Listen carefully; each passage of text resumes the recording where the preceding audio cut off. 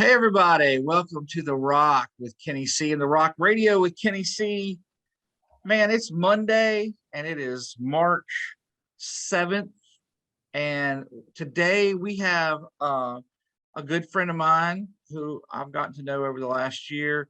One of my favorite authors, speakers. We've got Tyler Gilreath, author of Gospel Over Gods. What's up, Tyler? What is going on, Kenny?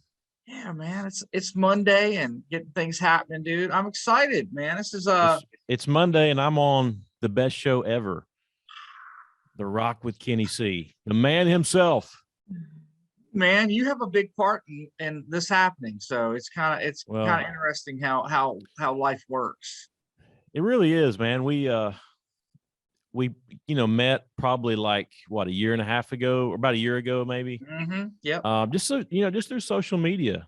And I'm a big believer that God brings people together, iron sharpen iron, and I think that you have been a great source of encouragement to me, and hopefully out of you, since our paths crossed, and so it's pretty awesome, man. Yeah, it's. I think we actually met. I think, like I said, we met probably through Facebook, through different groups, different things, and our love of the DCW and all these things. Bible's a little that's considered fringy, but not to me. To me, it's straight up. It's the good stuff. But yeah, man, I think we met because at some point you contacted me. You were writing the book, and I think you were looking for like an actual copy of a book that you were on a footnote. And I want to say it was a Derek Gilbert book.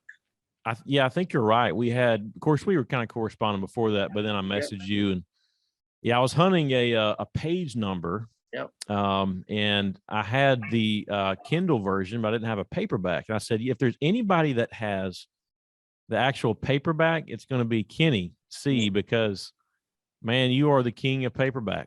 Yeah, my library is huge. Here in sad news, I'm getting ready to put together my last bookshelf, and I have to stop at that point because there's no more.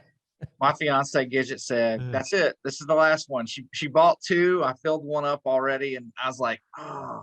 So I'm figuring out where it's gonna go. So I'm making that transition to ebooks, PDF, my Kindle, and it's actually pretty good. I mean, I like it, but I love it. It is, man. I know I made the switch a couple years ago. I wish, when I was going through school, that I would have just started then and bought, digital copies. Yeah. Because man, you can search them and it's so much easier to find something.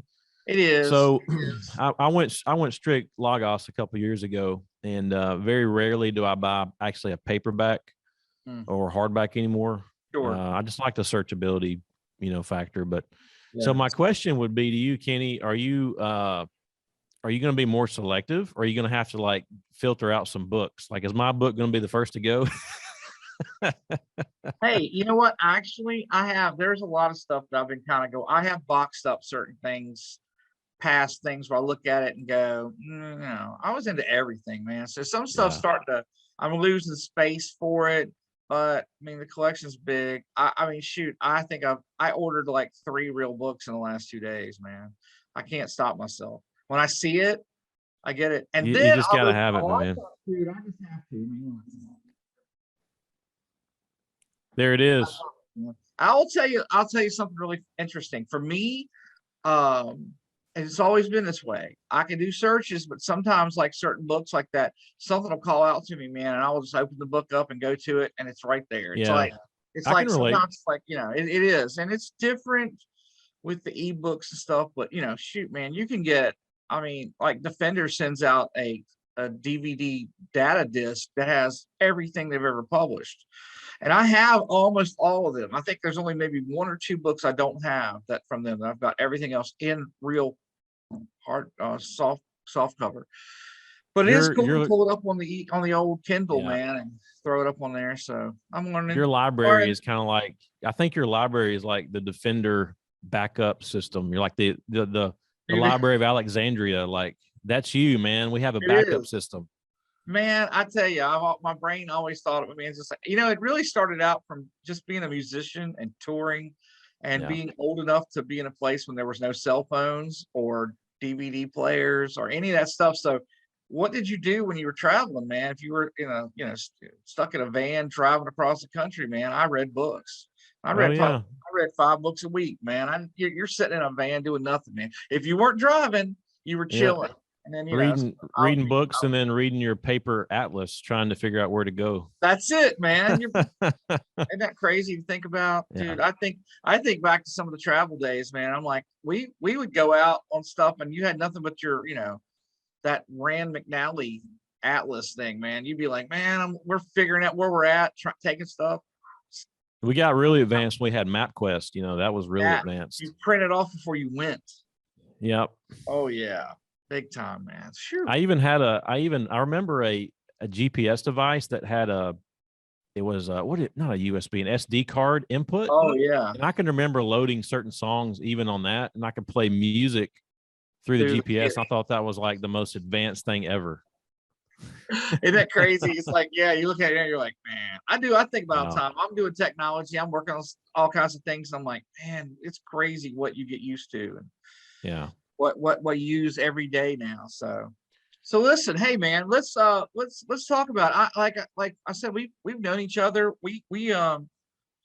Uh I do have to tell the story because it really is kind of interesting. But I apparently was the first person to get your book, even before you. You're exactly right, man. I couldn't believe it, but I've learned since then that you have a knack for that, I Kenny. do. You are Amazon looks for your name and says no one can receive a copy until Kenny receives his. Dude, it's happened more than So it was once. pretty wild. No, I don't get it. I just see it. It's funny. I just ordered our buddy Scott Hufter's book. Yeah. This morning. I've been meant to get around to it because I want to get him on the show, and Right. I just ordered it, so I know it's out now. Yours, man, I think a couple of the times, man, I think Amazon just would release stuff early, and I'd already pre-ordered it. I just happened to be in the queue, man. There it Boom, was. number one. Hey, it was awesome though, Yeah, man. I remember getting your book, and honestly, man, when I got your book, I mean, you were a cool dude. I didn't know what to expect with it, man. I read a lot of clunkers. yeah. I mean, not just you get some books, you're just like, ooh, this is What a tough. clunker. Yeah. Yeah, it's Well, not a clunker. yeah. Well, hey, I appreciate that, man. So today, if I'm not mistaken, it's been out 1 year today, Yeah, March the 7th, Yeah, 2022. right. That's why I was excited to talk about it. 1 year. Yeah, and it was supposed to be released like a little bit later, but there was a mix-up with Amazon, and I said, you know what? God knows what he's doing, so let's just keep rolling with it. And right out of the gate, it did pretty well. So fortunately, it's had a good readership over the past year. Yeah. And it's my first book I ever put out, so it was definitely a learning experience how to put it together. The research side, I really enjoyed the research side. It was like finding buried treasure every day, Yeah. filtering through ancient Near Eastern texts, filtering through church fathers material, the Dead Sea Scroll material from Qumran, other scholars and authors. And so it was fun. So what my book does, and you know this, Kenny, but some of the listeners may not, it chronologically tracks the supernatural war of the Bible, which is unique. I'm not aware of any content like that. And so while there was a lot of great content on fallen angels, Nephilim, and God, in my research, when I first started getting into this, I said, it'd be really cool if we could see this picture together instead of fragmentary. And so that's when I felt like the content needed to be put together chronologically. So that kind of led me down, ultimately putting out gospel over gods. So. Yeah, man.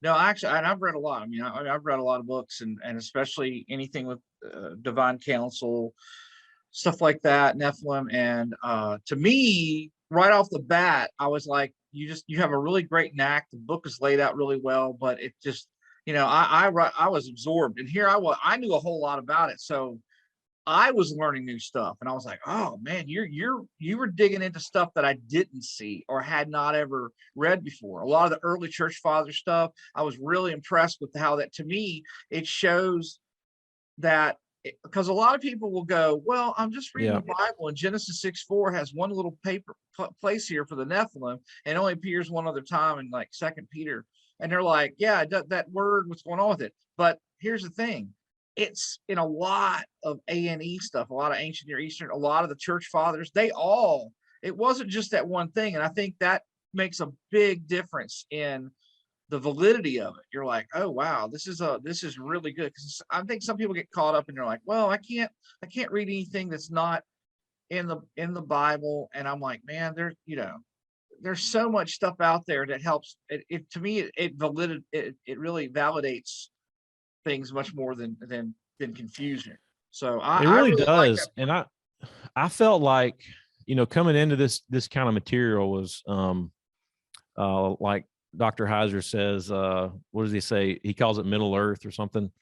It's Middle Earth for Christianity. And Yeah, it was all new for me. And so I felt like, okay, if this thing is real, if the sons of God of Genesis 6 are responsible for producing Nephilim offspring, right.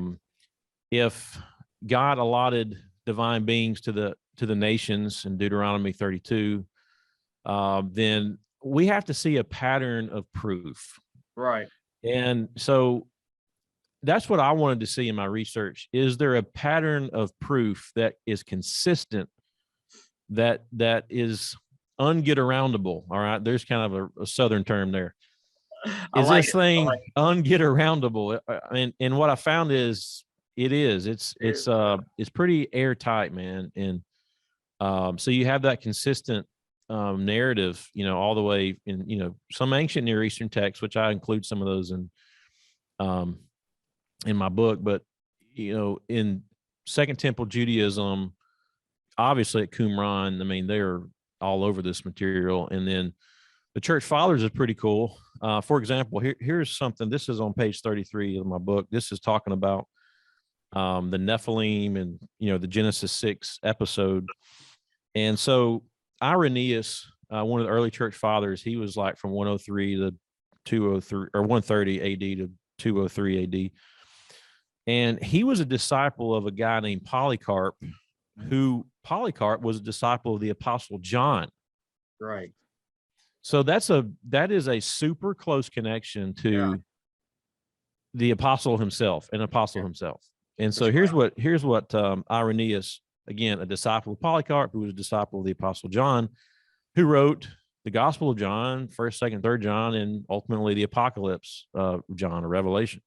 Right. So here's what Irenaeus said. He said, "And for a very long time, while wickedness extended and spread and reached and laid hold upon the whole race of mankind, until a small seed of righteousness remained among them, an illicit union took place upon the earth, since angels were united with the daughters of the race of mankind, and they bore to them sons who for their exceeding greatness were called giants." And so, reading that, I'm thinking, wow, this is not some guy just throwing it out there. This is like a guy that has a direct link to the Apostle John himself. Yeah, And so you get, it's cool, man. You get a lot of those, and I include a ton of those in my book. It's funny, man. Since the book has come out, I found some more evidence. I was like, man, I wish I could have put it in there, but book two. Hey, book 2. I think eventually there will be a Gospel Over Gods Volume 2. And I'm kind of working on that, and it's going to deal more with the book of Revelation, end time stuff. And so, if I've learned anything in our ministry, what's that big word you guys like to use? Eschatology. Yeah. Eschatology. It's all about eschatology. But one thing I like, for me, the supernatural is kind of like in my mind, it was kind of like one of the last frontiers. And I'm a guy, like, if it's not mysterious, then I'm not going to spend too much time on it. Like, I want to know the mysterious stuff. So the supernatural for me, that was like one of the last frontiers. And then eschatology end time stuff is kind of, it's kind of another last frontier. Sure. It doesn't get talked about in a lot of churches. And so it's a shame, man, because it's like right there at the end of the Bible, and it kind of wraps up the story of Scripture in this symphony atmosphere where John, like the composer, is calling up all of these Old Testament allusions and echoes, and he's kind of weaving them together into a tapestry, which gives us a picture of the last days. So I'm actually teaching through Revelation right now at my church, and I'm really enjoying that. But the fruit of that labor, I tell you, here's kind of a preview of maybe kind of where I'm headed with even that project. The next book I'm probably going to release is going to be a kind of a verse by verse study of Revelation. Wow. And I'm hoping that'll be out sometime next year, early next year. And then eventually I want to do a Gospel Over God's Volume 2, which will be kind of more of a thematic study of Revelation, which will kind of break it down and look at, the two armies that are described in Revelation, and kind of what happens with those two armies, and then the Edenic vision, the return of Eden, and how that's important. And so, yeah, that's kind of what's coming for me. Those two projects. Great, man. I look forward to it. So, hey, so listen, a lot of people may not know that you actually you do have your own church. You have your background is you are a pastor. So pretty cool, man. I mean, that's like I said, Yeah. I love that you have all that. What's your background as far, what's your testimony, man? How were you raised a Christian? Did you? Oh yeah, absolutely. I grew up in a great Christian home. My dad, he's a minister. My granddad, great granddad. So I have a lot of different preachers in my family, and I felt like, at a pretty early age that's what God wanted me to do, Right. is to preach the good news of Jesus Christ. And so I did.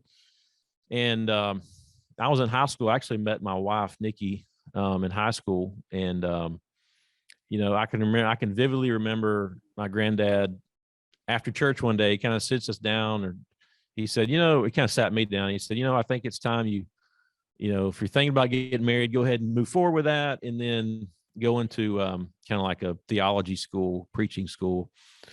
And I like that, it really hit me. And I said, that's what I want to do. So we did. So Nick and I got married, and we moved to Memphis, Tennessee, went to a small Bible college there for 2 years. That's kind of like a 4-year degree and condensed into 2 years.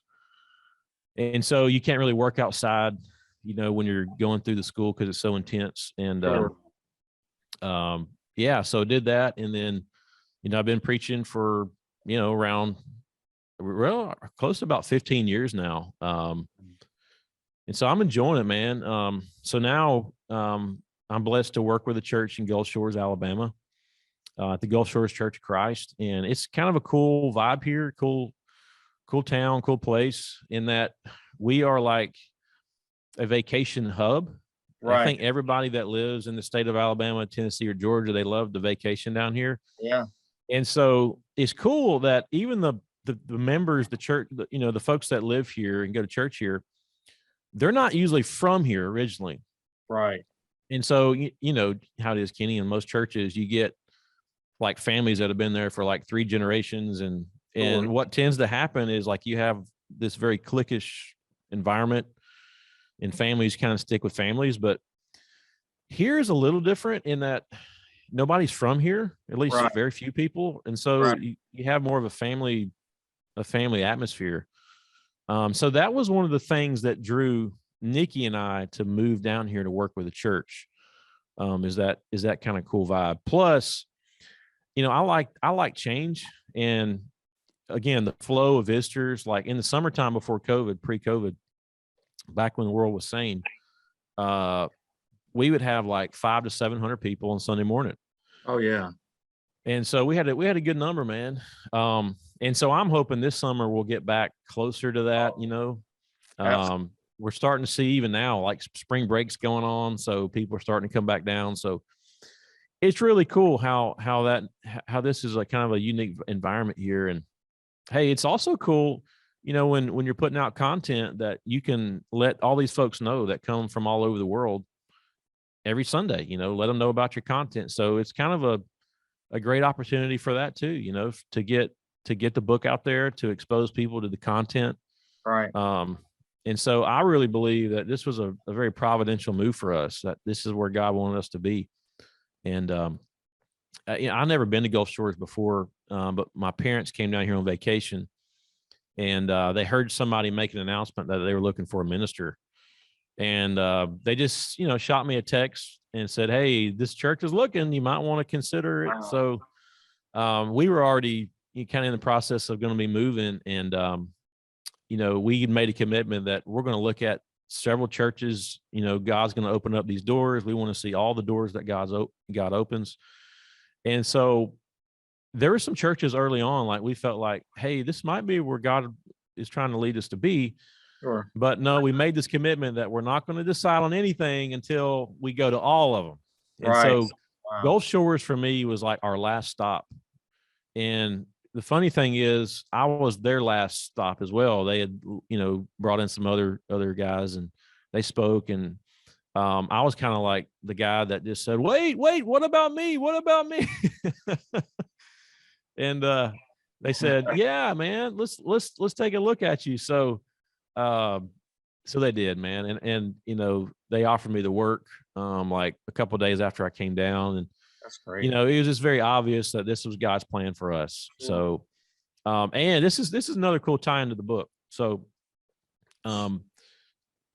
if I would not have moved down here, I would not have written this book. I would not have written Gospel Over Gods, because a guy you mentioned earlier, Scott Huffaker, he's the one that first began, like, just kind of ask some questions, that I didn't know the answer to, right, about the supernatural Genesis 6. And so that got the wheels turning, and he had recommended that I read Reversing Hermon by Michael Heiser. Oh yeah. And so I did. So that was kind of the start of the floodgates. And so if I would not have moved down here, then I would not have known any of this content. I would have not, obviously wouldn't have written the book. So I really believe in so many ways this was God's providence, and one of the reasons why God wanted me down here. Yeah, that's it. Where are you originally from? Where'd you grow up? So I've always lived, before Gulf Shores, kind of on the line of Tennessee and Georgia, Chattanooga, Tennessee area. Okay. The Dalton, Georgia area, the Ringgold, Georgia area. So that's where we've always, both me and my wife, have grew up and kind of lived most of our lives. But I love this area down here, man. I don't anticipate leaving paradise on earth down here. It's pretty cool. Yeah, man. That's awesome, man. Well, that's great.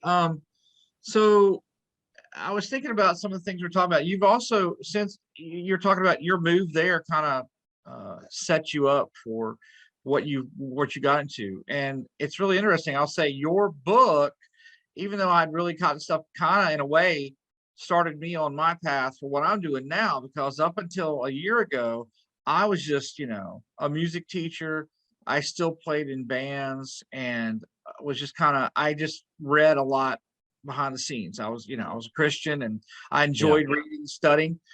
But it's really funny, because when I got your book, then things started to kind of roll last year with me. Around March, I went to go see Derek and Sharon Gilbert at a conference, and that started. And what's really funny is that I went and saw them, and while I was there, they offered me a job, and I was like, I wasn't sure what to do with it, but I flew out to Crane, Missouri, and spent a week with them. And I'm gonna tell you, man, it was an experience. But when I was there, I had your book with me, man. I was reading your book, and I even sent you some stuff. Like, I put it on their bookshelf. Was like, man, this looks pretty good here. Yeah. And what's funny is if you're a Skywatch listener or watcher, you can see on the back side of Derek Gilbert on 5 and 10 every day. You can see your book on the bookshelf in the back.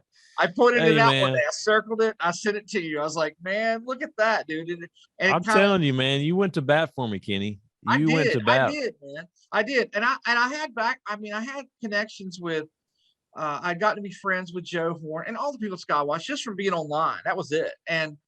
But I told them, I was like, man, you guys need to check this book out. This guy's book is spectacular. I think he's got something going here. And my brain kept saying, it's like, dude, you're so meant for Skywatch. And before with the Skywatch thing, you had contacted me about doing something outside of that. We kind of had a project going with myself, you, and Scott Huffaker. Scott, yeah. And we were kind of working on something, and that's where the Rock with Kenny C started kind of falling into place. I wasn't really ready to do something, but I'd been out in Crane with Skywatch Land and had seen what these people were doing, and I realized, I was like, man, I think I could do this on my own. Yeah. And that kind of got the ball rolling. We started talking about doing something, but in the process of that happening, we had some cool things rolling around. It was, I thought I thought something big, but all of a sudden it became, hey, Tyler gets invited to be on the Skywatch Defender conference, man, one of the virtual conferences. And I was like, at that point, I was like, well, he's in. That's it. he's got the place where he needs to be. And I was like, boom. But it's kind of funny because you were talking about, I was saying, like, I was reading your book and getting some parts into it, but I didn't think I was going to start up this thing as quick as I did. And I was like holding off because we had originally talked about, launching something in like fall of last year. Right. Yeah, I remember that, man. I remember that. We would have little Zoom calls. We talked and we had some cool things. And I still feel at some point we will probably have something else. I think so too, man. I think, it's all in God's timing when things roll out. But absolutely, sometimes you get thrown a curveball, and I feel like that preliminary planning period or whatever, that was the foundation for ultimately the Rock with Kenny C. It really was, man. You had great ideas that were and it kind of just helped me get started.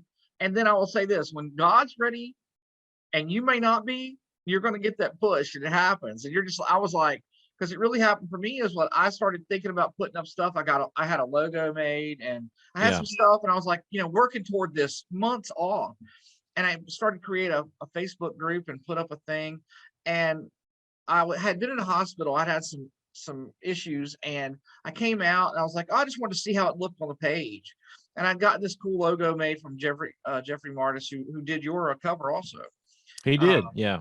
And he's great. He does a lot of Skywatch stuff. Very good. Yeah. But I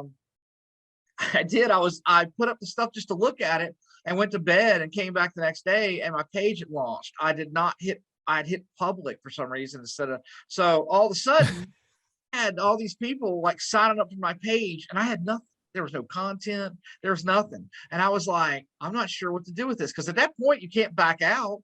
Yeah. You just gotta keep going, man. And it did. And I'll tell you what, I thought different things were going to happen this year, different ideas, and I kind of get it, working onto it. But it's like everything's kind of worked out really well, man. The right people have been put in my path. God has opened so many doors.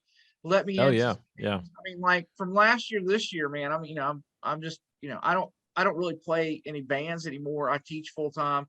I do this podcast and stuff, but I'm actually, this is the first year I've gotten to do some speaking. I got to speak on one of the Zoom calls for Mike Kerr's here, the Watchmen, which I'm a big fan of their organization and stuff. So I got to speak on there a couple weeks ago, which was huge for me because I'm like, I'm just new at this. But but I'm actually getting to speak at a real in-person conference this year, man, in July in Ohio. The Mike Spalding's Go There For. Went to it last year as just a guest and loved it, and he invited me to speak this year. So I'm actually going to be there, and there's going to be some surprises too with that. That's the end of July. I'll have details put up on that, but there's going to be some music too, man. So there's some cool things brewing, some stuff. Hey, man, speaking of music, man, I hear you like to play the drums a little bit. I do, man. I love music in general, but drums. I can play some guitar, but I'm more of a chord guy. Yeah. I can't play any crazy burn the fretboard up like you, but yeah, I'm a drummer, man. So hey, maybe eventually we can get together and play some music. Yeah, well, I mean, there's talks and stuff, man. I'd love to get you. I actually got a project I'm working on right now and recording, and gonna probably put some music out here in the next couple months with some different things, and it's gonna be interesting, man. Because now, like all my stuff I'm working toward, it's like it truly is now. I'm at this point of it's in honor of God. I can't not do that. It has to be that. So even my music, which comes from a background of I'm a pretty rock dude, man. you are. Really, I think people Yeah. will be shocked. It'll be kind of cool. There's some cool stuff we're working on, but yeah, man. And it's funny as times went on with this. I'm learning that a lot of these people that I'm starting to meet through the industry and in the ministry is everybody's a musician, man. Everybody's got some musical background. I've gotten to be Yep. really good friends with Dr. Judd Burton, and out of nowhere, man, we kind of click on. We have He's a really bassist, similar. right? Well, he's actually a guitar player. Oh, He okay. is, Okay. but we've talked about doing some music stuff, and he's like, "Man, I'm not gonna play guitar with you, man. I'll play bass." He said, "I'm gonna Yeah. go to bass." Dude, it'd Not be many fun. I was people like, want to play guitar, man. "I But get it, man. I'm hey, super humble, man. I just like playing music, but yeah, we got some ideas. There's some things happening. I think a project with that, and that maybe hopefully you might be a part of that. Your name gets thrown around, and I'm like, we're talking. I'm like, hey, man, yeah, if we can just find the right time and the right venue, yeah, man, and that's it. that would be really cool. We'd have like a DCW, band going, man. That would be Yeah, it play could. play all the conventions, Yeah, no, it's fun. I think there'd be some cool things with that, man. That's like I tell people, I don't really, to me, going out playing and touring is not that's really in my past, man. I have no desire to that. But a couple shows a year doing some stuff, man. Oh yeah, that would be a lot of fun and special events and just something different. And it's in a different area too, man. I mean, most Yeah. people, this wouldn't be considered like normal gig type things. It'd be like, hey, we're going to be at a conference, a church conference, and we're going to write it. I'm not going to dress up like Striper, I promise. It's not. I mean, I have the outfit in the car, but we'll do it. So I'll Oh try to do man. it. All of a sudden, you show up for a gig, you're like, hey man, here's your costume, and you got a blonde wig, and I'm making you look like Robert Sweet. Man, I'm pretty sure, Kenny, you'll look cool whatever you do, man. Because I'm telling you, I'm not just saying this to make you feel good, but man, I mean, I can't think of a more talented guitar player I've ever seen. I Well, I mean, appreciate that, man. I'm I I serious, man. I will I say really this, can't. man. I feel like that my life ran a direction for a purpose. I think God placed me in a lot of that stuff, even though when I wasn't even really in my Christian walk or faith, God was always there, and I didn't realize that. I'm glad I do now. Because a lot of I'm 53, so a lot of people don't know that they don't realize I'm as old as I am. I'm an old dude. I was born in Yeah. the 60s, man. But I also didn't do a whole lot of stuff when I was traveling. I wasn't really into all the super decadence. I really love music, man, and that was what it got me started. And I'm just glad because I feel like God's put me in places now to really mentor and talk with people and with teaching. And now this, man, this is like this whole other thing. I really like this, and I think I love talking with people and getting into the books. And to me, ultimately, it comes down to, man, it's we have a purpose, man. God has put us here, and I think that's it, man. It's like we're supposed to bring people to Jesus, man. The time is short. The Great Commission is upon us, man. And it's like some people Yeah. think they're like, Kenny's gotten a little Jesus freaky here, man. What's going on with that stuff? But I will say this: I've always kind of had that in there. It's now as time goes, I'm just like I'm not afraid to talk to people about it now. It's like this is who I Yeah. am. This is what's going on, and I'm going to talk to you about Jesus because it's time. So Yeah. And the more you study and dig into this stuff, the more confidence you have, to present the material.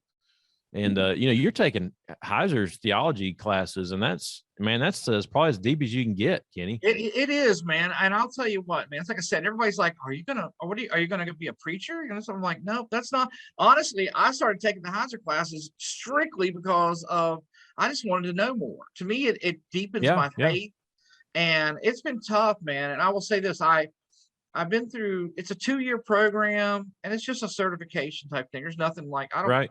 You know, I'm Yeah. I'm one of these people that I went to Berklee College of Music. I know a lot of people that graduated from Berklee College of Music that are not very good musicians. I'm not going to say anything more than that, but the fact is, you don't need that degree to be to succeed in what you do with it. It's Absolutely not. Yeah, you don't. It's a piece of paper, man. I had one of my teachers tell me one time, if you ever go on to get your PhD, just appreciate it, but then stick it in your desk and forget about it. And Yeah, it's funny. Dr. Judd Burton's kind of funny like that too, man. He's like, I'm just a kid from West Texas that has some alphabets after his name, alphabet letters. And I'm like, he really is, man. He's so down to earth, and man, we have great conversations, man. I really, really love talking to him about stuff. But yeah, I feel that because I will say this: some of the most people I've ever met in ministry, stuff like this, some of them, man, they just have it. They've got the spirit, man. It's in them. They didn't go to school for it. They do it. And some of the people I've met over the years, people that were not even really educated and were just godly people, their lives. And I mean, some of the DCW stuff, the Divine Council stuff, I heard from a guy that many years ago, man, he was a normal guy in a little old church in Virginia, Southwest Virginia. And he kind of put this stuff down he was talking about into basically just on paper, and it finally got made into a book after he passed away. But it was cool because he led me into stuff that I'd never really gotten into before. Mainly, I some of the stuff moved toward when I was learned about E.W. Bullinger, and he had the companion. Yeah.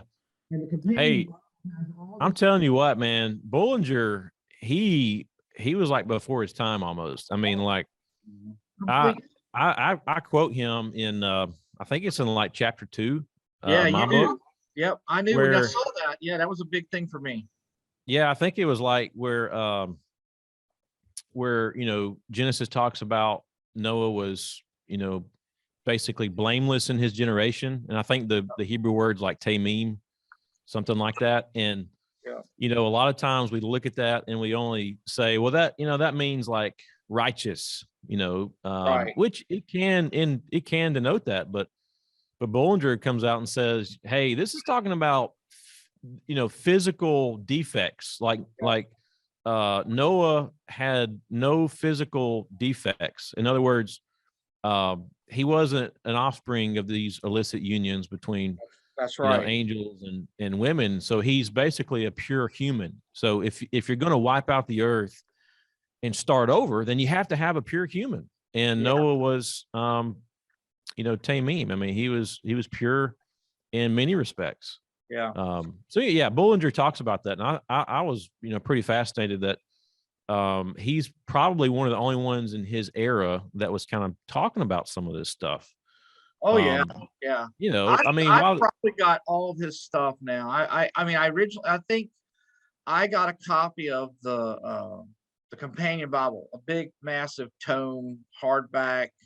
It's yeah, crazy. I think I probably spent like $80 on it back, and which today doesn't seem like much compared to some stuff I bought. But it's an amazing book, and I still use it because it's the stuff at the end of the book, man. the appendix, the appendix at the end of the books is like top notch. I agree with you, man. I always look back at that and I go, this is before we had computers, anything like that. And so these details and stuff were hand done. I mean, this was all, it always amazed me that's where it really came into play. Like these people had, we can access this stuff easily with like Logos right off of search and bam. Right. Everything's just a stroke away, man. It's just right there. But he was, like you said, living before Logos. He was living before Google, and the fact that he could still pick up what the ancients were laying down, is amazing to me. Yeah, it was for me too. It changed me and where my viewpoints went. I think I've gotten a lot of his books, and I've got them most in softback. But The Witness of the Stars, what else he had? I think he's got a great commentary on Revelation, man. I was about to say, yeah, he's got a great book on Revelation. Great book on it. So, and I'll tell people all the time, I am one of these people that I can disagree with you on something and still utilize all the things that I do with it. Because I've come across books where there might be one thing where I go, oh man, I don't follow this, but Yeah. everything else is good, and I don't throw things out. I look at it and go, look, sometimes we're human. We don't always get everything on the right situation. And on the other hand, I've had books where I read and went, this is complete trash. This book is terrible, but there's one thing in it that I go, oh, I've never heard of that. And Yeah. it's lit. I'm like, I look at it as like that. Sometimes that's just the way things are, and you have to learn, and it's a Hey life. man, I know. I had to filter through so much stuff, even just to put the content in here. And you don't have to agree with every author you quote. I mean, it's kind of lunacy to me to box yourself in to say, oh, I can only read books that are written by people that think exactly like me. That's right. If that's your attitude, then you're never going to grow. You're never going to be challenged. And Right. so that was a kind of a big step for me in that, studying and putting this material together. The hardest part of learning is unlearning. Yeah. Oh And yeah. I had to do a lot of unlearning, throughout I this will book. say that. I mean, as a music teacher, I teach very beginners as young as 3. I teach people that have been playing music their whole lives in their 70s, 80s. I have a lot of professional musicians who, I mean, this is their job that they do. And I've had to, a lot of that is you have to they have to unlearn certain things, man. It's like people will build a foundation and it's not a solid foundation. They've been built the house and they're out playing. They've got all this knowledge. And I'm like, you're missing this big foundation that's a hole Yep. in your knowledge. It's And kind that of like the Jenga. You ever played Jenga, Kenny? oh yeah.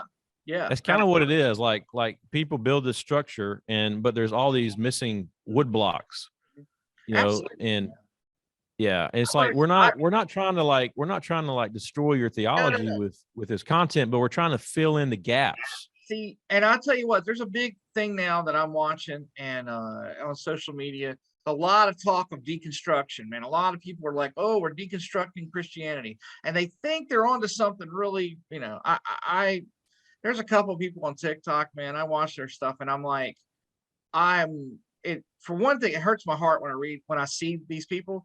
There's one guy, and I can't even know his name, but he basically, his whole TikTok is, I was in the church for 40 years. I was a minister, all this stuff. And I'm telling you, it's a waste of time. And he has gone to this whole thing. And I'm looking at him, and he's trying to be a leader in something. And I look at it, and the whole time he's talking about it, I was like, hey, man, I want to tell him, it's like, I don't think you were ever really in church, buddy. There's no way you could have been in a fruitful church situation after 40 years. I don't see it. There's something there. Something's not right. Something's not right with that. No, I see now we're getting to an area, and guess what? Young kids are flipping through TikTok and all these things. And I have a lot of people like, oh, you got to stay away from that. I'm like, no. We need to be there because guess what? The enemy's there and they're taking complete advantage of it, man. I watch things and go, oh my gosh. I see there's a pastor on there, and I use that term very lightly, pastor. I want to say his name's Pastor Matt, but he does these videos where he puts up a blank card and he talks and says stuff about, he makes these statements that I go, I know they're wrong. I know what he's doing, but for somebody who hasn't actually had, some time in the word, they're like, oh, you know what? You're right. Jesus didn't say that. And then by that means they say, well, if he didn't say it, it must be okay. And that's not how this works. But I watch it, I go, oh, but I know man. people are watching that and it feeds into them. They're like, oh, I'm not so bad. Jesus didn't say nothing about it. So guess what? It's all good. And that's faulty logic. And but guess what? They're searching all day long, man. They're looking. My thing's always been that people spend their lives trying to fill this hole they have in their heart. And of course, that's a great extreme song. But I always think about it, that hole, the God hole. It's the God hole, man. It's that. Yeah. And you'll never be complete with nothing else. It's not something you're going to find with another person, even in a family situation. If God isn't there, filled that hole, making that foundation, everything else is going to be faulty, man. It just doesn't work. It doesn't work at Right. all. So, it's tough, man, because I really do. I look at things, and I'll tell you, man, I have um all types of people that come here for lessons and stuff, man. And a lot of them are not Christians, man. But I've always found that I'm not a stuff it in your face kind of person. I'm like, they know me, they know what kind of person I am, they know what I am. They're like, so they know when they come here, they're like, they know I'm a Christian. And I always look at it like this, is that I'm planting these seeds of what what it's supposed to be, because there's so many people that had so many bad things happen to them because of people that just Yep. look, man, there's bad Christians, man. There's people that call themselves that don't really know and have either tainted it or changed things or weren't, they were lost themselves. And I always hate when I hear that with people. They're like, oh man. So, I always feel like that it just takes us being images of Christ, man, being the best we can. We're trying to do that thing, and it's almost unattainable, man. It's not a thing you can be, and I think that's part of it. It made me realize was that I'm gonna do all this stuff, but I still need a savior. I can't do it myself, man. That's the whole Yeah, thing. you're right, man. And talking about Revelation, I mean, the churches are called lampstands for a reason. That's right. They're to be the light among the darkness. Yeah. Yeah. And that's what ultimately the Great Commission is all about. It's about going into all the world and showing the light of Christ, reflecting that light, being the light, and rescuing souls from the hostile evil forces that are all throughout the world. And so a part of the gospel is diminished if you don't understand the supernatural struggle that Paul says we are wrestling with even today in Ephesians. Right. And we want to get caught up in, flesh and blood disputes. But at the same time, Paul said, wait a minute, we're not wrestling with flesh and blood. That's right. But against these principalities and powers and cosmic evil that are in the world. Sure. And so, that's why we talk about this stuff, because our mission is to defeat the enemy. Well, if you don't know who your enemy is, or you don't know the tactics they use, or you don't know the long war, the background to how we got to where we are today, then you're going to be pretty disadvantaged, and you're not going to be dressed in the whole armor of God. Yeah. So that's so important. I had another author on, a friend of mine that I've met in the last year, B. James Howells. He has a book called Impact Warfare, and he talks a lot about spiritual warfare and stuff. But when I had him on, one of the things I thought was so amazing is that people will get talking about spiritual warfare, and they talk about Ephesians, and they think about it that supernatural battling is like you're going out and you're going to go and take on actual demons and stuff. And he's like, man, that's a big overshoot of it. He's like, we deal with spiritual warfare on a very small level all day long with little things. He says people get caught up in thinking it's going to be always the speaking. He goes, and that's there. Yeah. He says, I've dealt with people. I've seen possession. I've seen these things. He says, but guess what? That's not the big picture is, man, the spiritual warfare is going on in the tiny little details of things you're doing, of things you're like, go, even like you're watching something on Netflix and you, man, this isn't fruitful for me, man. I'm seeing this, and then you let it slide. Guess what?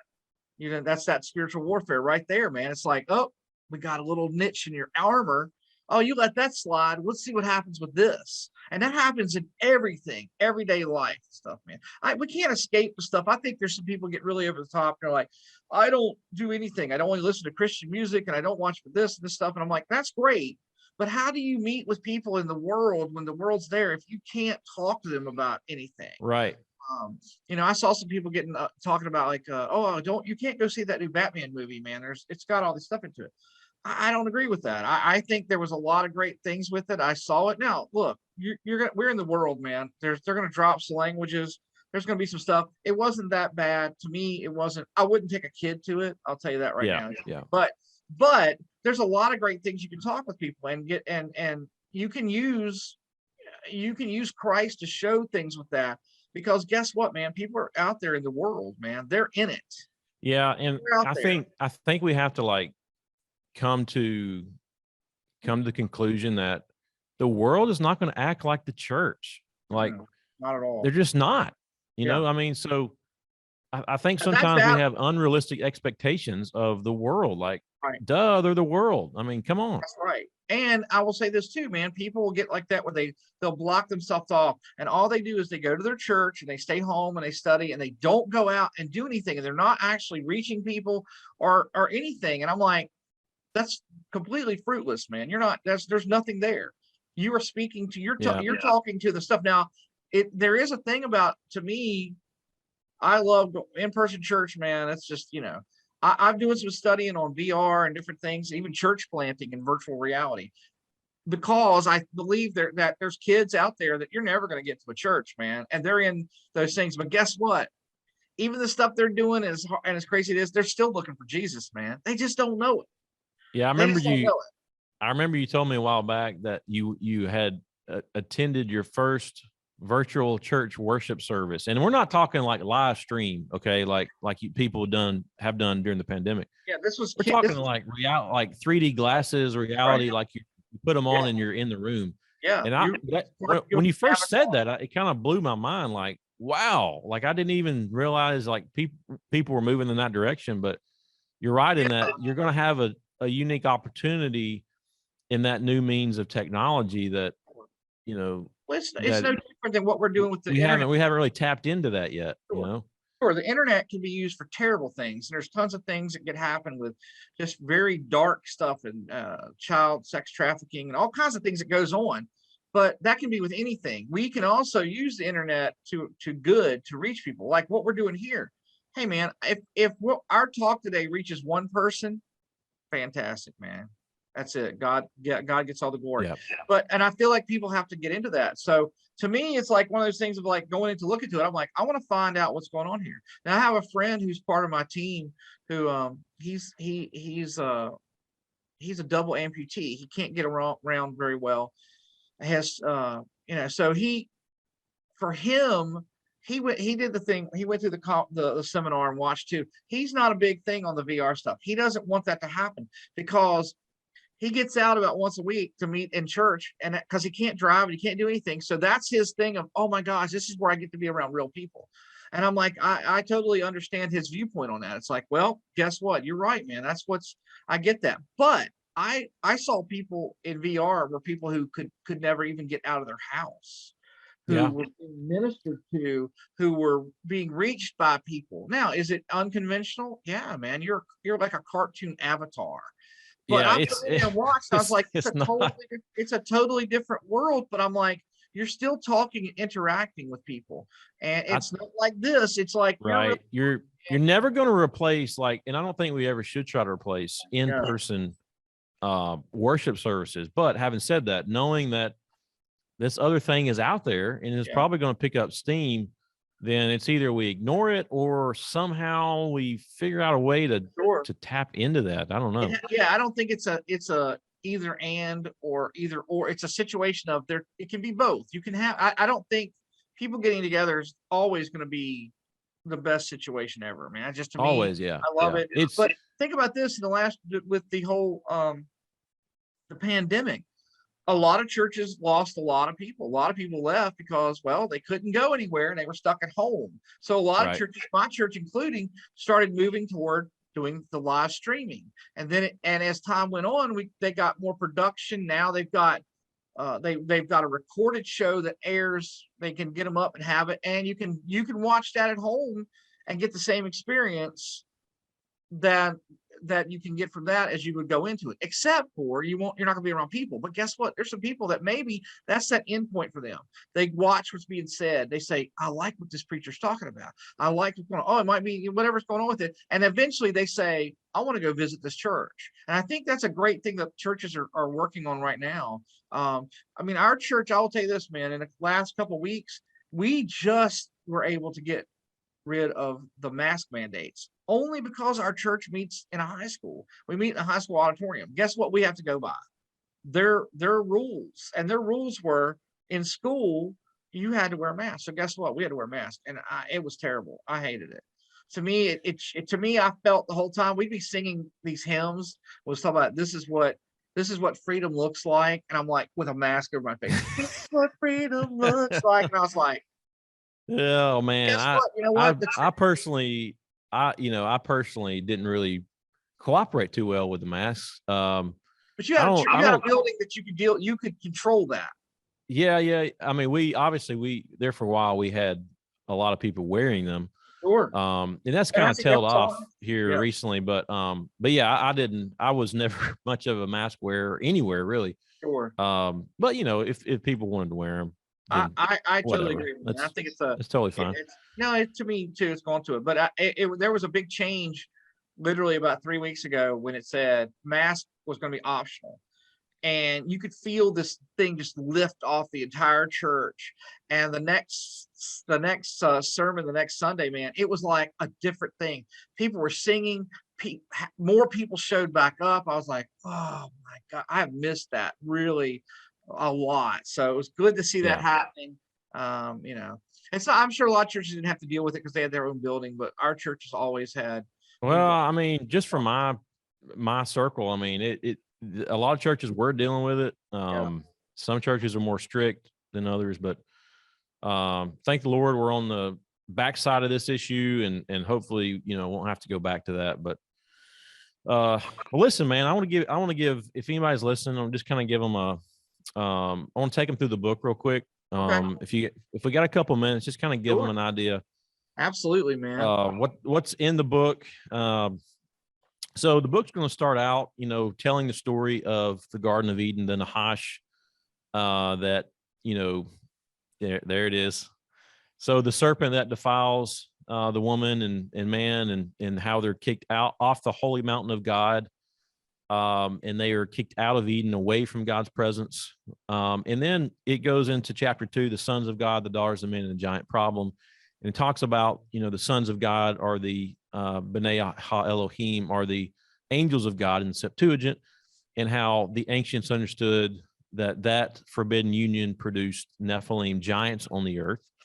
Chapter 3 kind of goes into how the book of Enoch ties into that, and how Enoch was viewed in Second Temple Judaism by some Jewish sects, and also in the early church, and how Enoch finds its way into the New Testament in many passages. I have a chart that kind of, a lot of scholars say this is where Enochic echoes are. So we get into that. And then Sure. chapter 4, the story continues, and God has to start over with Abraham. And so after the Tower of Babel, God, divorced the nations, allots lesser gods over them. And about 800 to 1,000 years later, calls Abraham out of Mesopotamia, and he is his portion. He is the portion of Yahweh, the Most High God. And so then the book kind of goes from there and chronologically tracks how they went to Egypt, and how God eventually called them out of Egypt, and how there's this great battle between God and the gods of Egypt, and how you even see magical powers and rods. And I talk about how that is, how was Egypt able to have magical powers. Ultimately, it goes back to the gods that they served.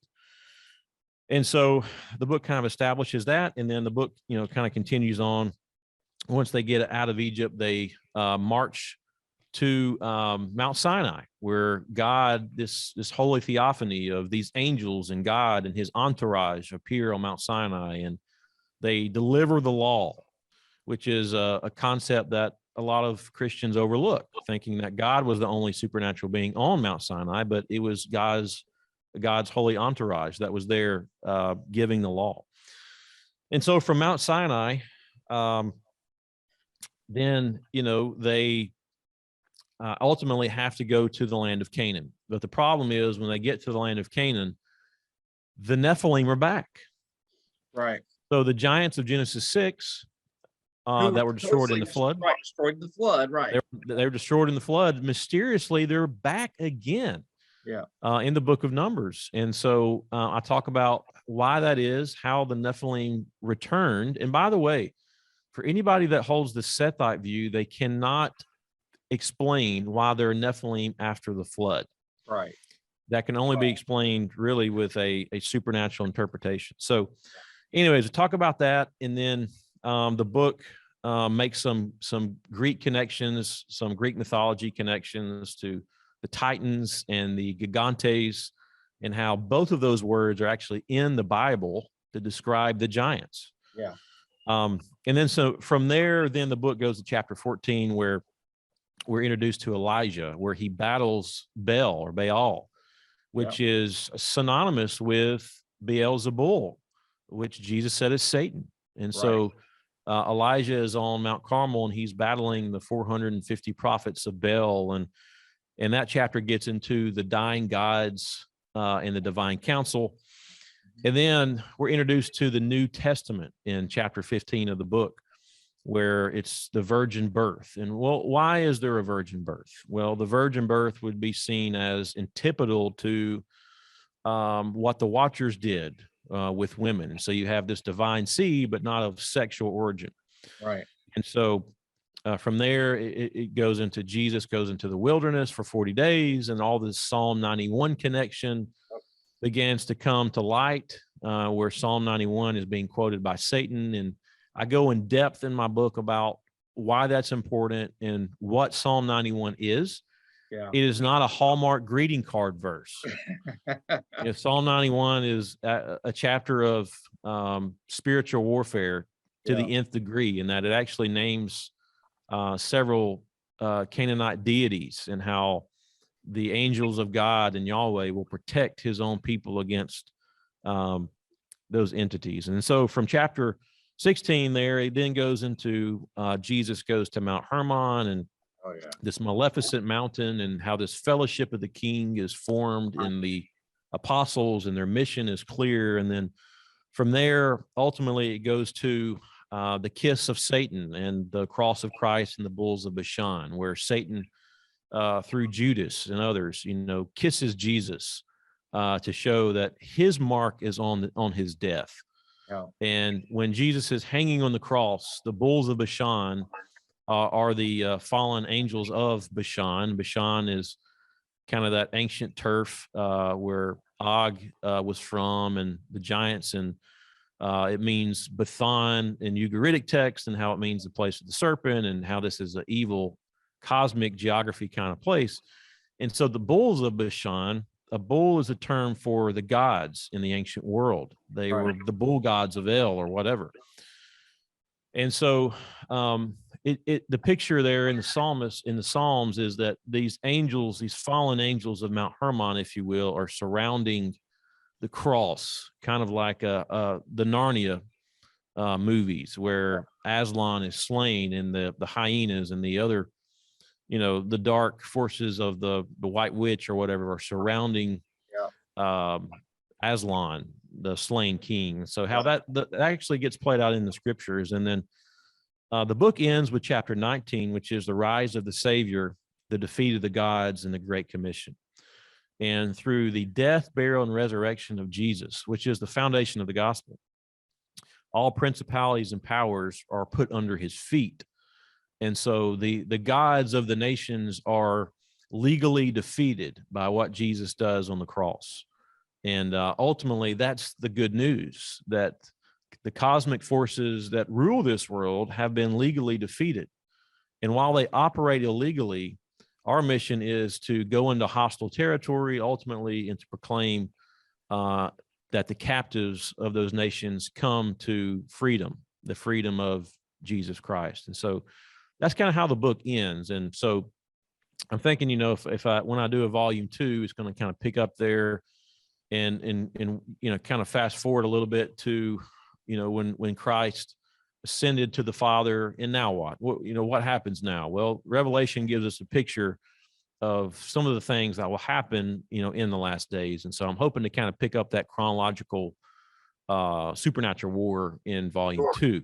Sure. So the book is so thorough, man. Like, to me, it touches on so much stuff that people like. Even when we're talking, there's things I know I take for granted. When you say the Sethite view, or you're talking about certain Psalm 91 or Psalm 82, Deuteronomy 32:8. I know this because I've read all these things. You go into great detail of what those mean. You actually, even like, if people who be like, well, you don't even know what a demon is. You have a nice little section. What is a demon? what is a demon? Yeah. What is a demon? Where did it come from? And you start getting all that, all the pieces come together really well. I personally, man, I think your book needs a study guide that people could do this over a course of like, how much time, a couple months, because it's good stuff, man. It gives, I send this book to a lot of people, man. There's a couple books that I push a lot because I feel there's a lot of books I personally love, but I think that if you haven't done enough pre kind of understanding, you're going to get lost real quick, man. You're going to be like, what is this? Because I What felt language is this? yeah, I felt that way even on some early Tom Horn books when he started talking about the Titans and the different names and stuff. I didn't know as much. But this was, we're talking like 15 years ago, and I was like, I wasn't following everything because at that point I didn't know all the stuff about it. I didn't understand the divine council that very well. Yeah. I didn't understand even the Nephilim. I mean, it kind of came in bits and pieces. It was like, oh, what is this talking about? And it never got discussed in church, and a lot of that was doing my own research. And I tried to lay out the book that way. I don't claim to be the best writer by any means, but for the past 15 years, I have been a presenter. Yeah. And so I wanted to write the book with that in mind. How can we present the material at the right time? So that I wait to present certain things later on in the book because you don't have the foundation yet. That's right. And so I try to do that with the idea that a lot of people that might read this book have never heard any of this content. And so it needs to be laid out properly. It needs to be organized properly, but it needs to be explained properly as well. And you can't just assume that your reader understands what you're talking about. You have to, like in each chapter, I have a section that's entitled Asking Questions or Answering Your Questions, Answering Your Questions. And so I anticipate questions that newbies might have that I can answer and go further in depth to. So that's in my mind, the chronological piece is unique, but the fact that it's laid out in such a way it's conducive for new people, I think makes it special, and not that I'm the best writer or whatever. I don't claim to be that, but I just wanted to put something together that's great for new people. Yeah, I think you do. I mean, like I said, I've read a lot of different people's books and authors and stuff. I think your book lays out really well. It's a really, I mean, now I have presented to people who were new, and it was still a little much for them. Like they were like, okay, it is heavy as far as research. Like, oh wow, what do you? And it's a lot. It's a lot, but it is. It's one of those things. I do send a lot of people to this book because I feel like it's got enough. It's not on like Heiser's Supernatural. It's not like boiled down to that simple. Right. I would say it's somewhere in between level of supernatural and unseen realm. Yeah, no, I think it's that happy medium. I think Heiser was really smart to do what he's done with that, where he actually took all that and boiled it down to a very much simple. And for people who are just kind of getting it, that supernatural book is fantastic because they're not ready for Unseen Realm. Unseen Realm is like right off the bat, you're like, oh my gosh, man. There's like more footnotes than it's I can't, words on the page. I can't. That's me, man. Like when I do my daily Bible study, like, man, I read and then I just start going other places, man. I'm constantly but that to me is what I think you're supposed to be doing anyway. It's not just like, oh, it is. Yeah. If you're not chasing a rabbit a day, you're probably not studying. That's true, man. I every day, man. And I'm always amazed sometimes at like how pertinent things are to what's happening. Like you'll read something and go, how can this be exactly what I'm reading today in the Bible with what's happening? And I just, it's amazing to me. I've learned a whole lot that way. But listen, seriously, I hope at some point, man, I think we need to find somebody to do like a study guide.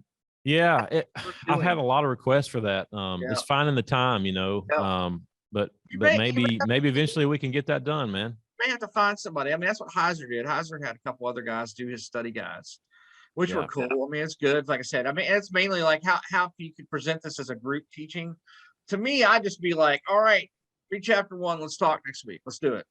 Yeah. And my questions always with people when I send it to them, I'll say, read it, write down notes that you're thinking about that you don't understand, and then we'll talk. And that's what I do that a lot, man. I'm like, so they'll be like, well, so you're saying fallen angels came down and mated with human women? Like, it's right there, man. It's right there.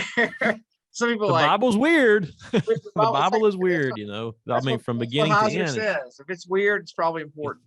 it's Uh, probably important. And yeah, it is, man, and it is. I always think, but yeah, dude, man, I love your book, man. I'm so glad we that you put it out. I think you underplay your skills. Your book is really well. It's easy to read, and I think that's a big thing with stuff, because I've got some Heiser books that my brain just kind of, I'll gloss over it, some of the pages, look at it. He's using Ugaritic, he's talking all this stuff, and yeah, but I love it. But I'm like, yeah, I can't talk to that anybody. yeah, yeah. So, but yeah, man. Well, listen, man, I know we got to get going. Got some stuff going on to it. I appreciate you coming on. I think people are going to get a whole lot out of this. I think that I hope some people go buy the book. And also too, like I said, if you're reading anything like this and we've suggested, you don't know, hit me up. And if you have a question for Tyler and you're like, man, I don't understand this, hit me up, man. I will contact Tyler and we chat. We chat anyways, man. We kind Yeah. of keep we're always talking about things. So I think, man, you are seriously like one of my best brothers in Christ, man. You sharpen my iron consistently, Well, even when you man, don't even when you don't know you're doing it. Something will come up and I'll be like, I gotta go look this up in the book, and I'll pull it up and I'll go, oh man, that's it right there. well, man, I'm glad that it can, continue to be a good resource for you like Oh, that, Kenny. I'm That's excited. awesome, man. Yeah, no, Yeah. I'm excited to see what you do next, man. Because for a first time author, it's spectacular, man. It's definitely God had a hand in this, because it's a great thing. So listen, everybody here, and people are watching. You can see the book cover right here. This is Gospel Over Gods. Both of us are holding it up. If you're just listening to the podcast, where can we pick this book up at, Tyler? Well, it is where most good books are sold. It is definitely on Amazon. That's where most people find it. Yep. I think you can buy it on Barnes and Noble and Books A Million, some other places, but Amazon's kind of the go-to. That's kind of where I generally point people. So I think it's on sale. Amazon has had it marked down to $20.56 for a couple months now. So I think it kind of found that sweet spot where is it available on Kindle? it is not available on Kindle, and I've had a lot of requests for that. The issue I'm having is formatting, because I have so many charts and stuff in my book, and so I'm one of those people where if it's not presented, if it doesn't look right, then I'd rather not do it. So if I can ever find a way or get somebody to put it on a Kindle version where the format is not crazy and wonky, then it'll be on Kindle. So hopefully one day we'll get there.